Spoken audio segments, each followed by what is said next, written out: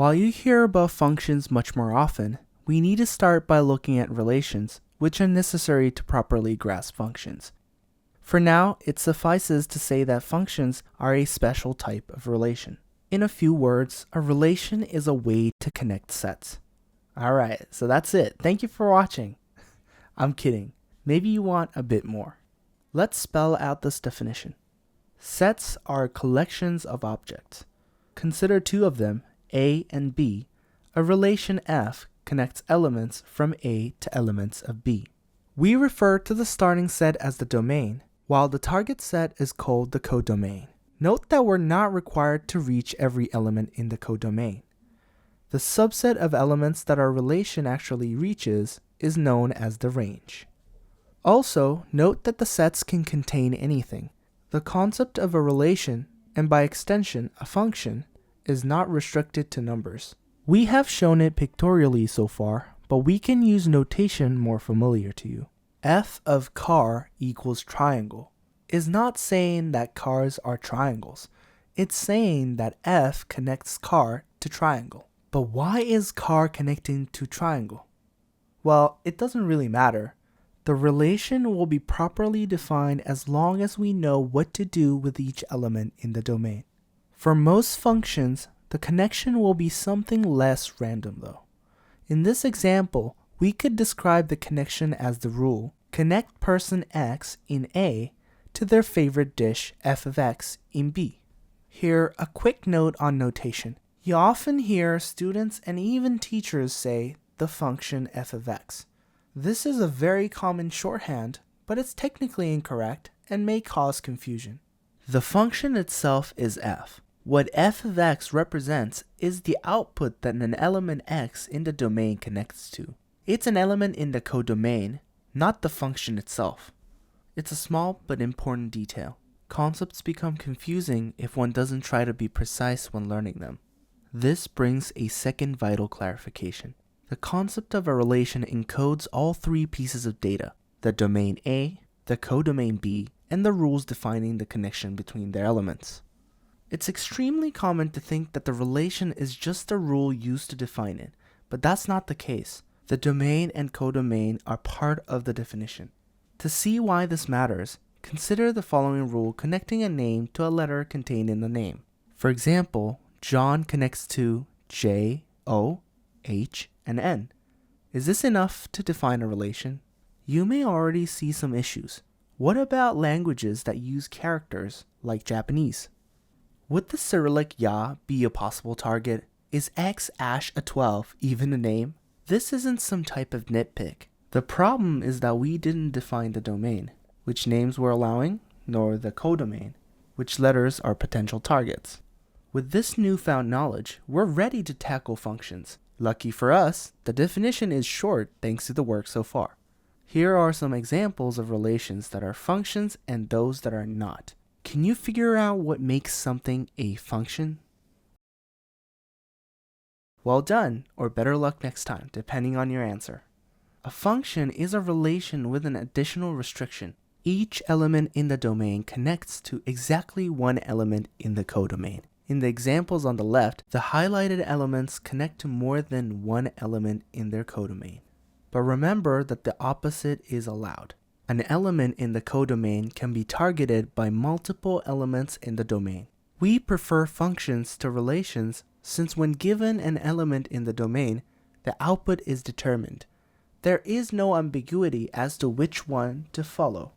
Alright, so far we have kept it abstract to emphasize the key definitions, but let's bring back the numbers, formulas, and etc. that you probably associate with functions. Let's start on a small scale. Consider the function shown on the screen. We see the domain, codomain, and connections, perfectly defined. If we were to describe it, we could explicitly state f takes 2 to 1, f takes 4 to 2, f takes -6 to -3, and etc. Even in this example, it would get tedious. Isn't there an easier way? You may have suspected it from the very beginning. F of x equals x over 2, but what does that mean? The equation f of x equals x over 2 doesn't define a function by itself, It only becomes a function when we define the allowed inputs, domain, and the possible outputs, codomain. Now it's telling you, if you pick a number x in the domain, f will connect it to the number x over 2 in the codomain. In other words, it's just a rule. As we mentioned, domain, codomain are part of the definition. The f of x we have been working with is different from the g of x shown on the screen, defined from the set of real numbers to the set of real numbers, even though they follow the same rule. Incidentally, the reason you don't usually see the domain and codomain for functions using numbers is that mathematicians are lazy. The following are possible domains, codomains, for our rule f of x equals x over 2. Is there a biggest possible domain we could use? The answer is yes. In the case of our function, it would be the set of all real numbers. We refer to this domain as the natural domain.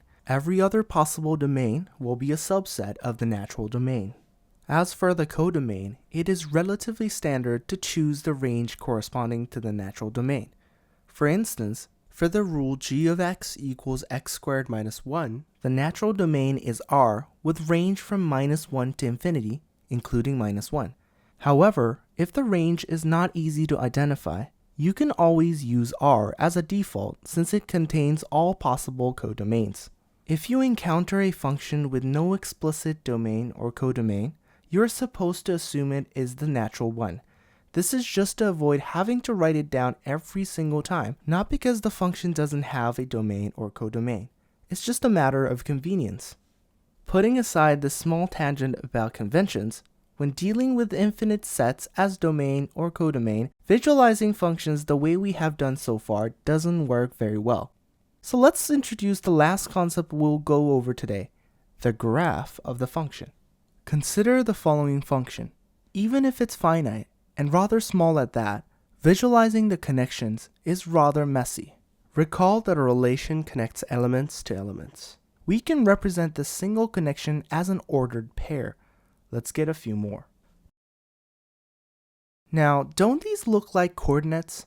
Indeed, if we place a set of axes, the horizontal one used for the domain, usually denoted x, and the vertical one for the codomain, usually denoted y, we can place a point corresponding to the ordered pair. Putting the other points corresponding to the other pairs of elements joined by the function, we get what we call the graph of the function. This explains why you see f of x equals x over 2 and y equals x over 2 used somewhat interchangeably. Using f of x tells you the name of the function, while using y puts the emphasis on the formula and the graph in a xy coordinate plane. Going back to the importance of domain and codomain, here is the graph of the function with same rule, but this time using the natural domain, shown in blue. It's clearly different when you see their graphs. So a good exercise you can try is to graph functions having the same rule, but just using different domains. To circle back to where we started, let's bring back relations and see how their graphs look like. Starting small with finite sets, see if you can identify how the extra connections are reflected in the graphs.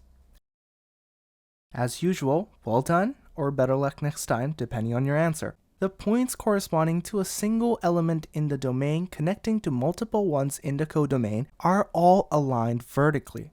This comes from the fact that when written as coordinates, these arrows have the same x value but different y values. We can use this to create an easy way to verify if a number relation is a function or not, the famous vertical line test. If a vertical line intersects the graph of a relation at a single point for all values of the domain, then you have a function.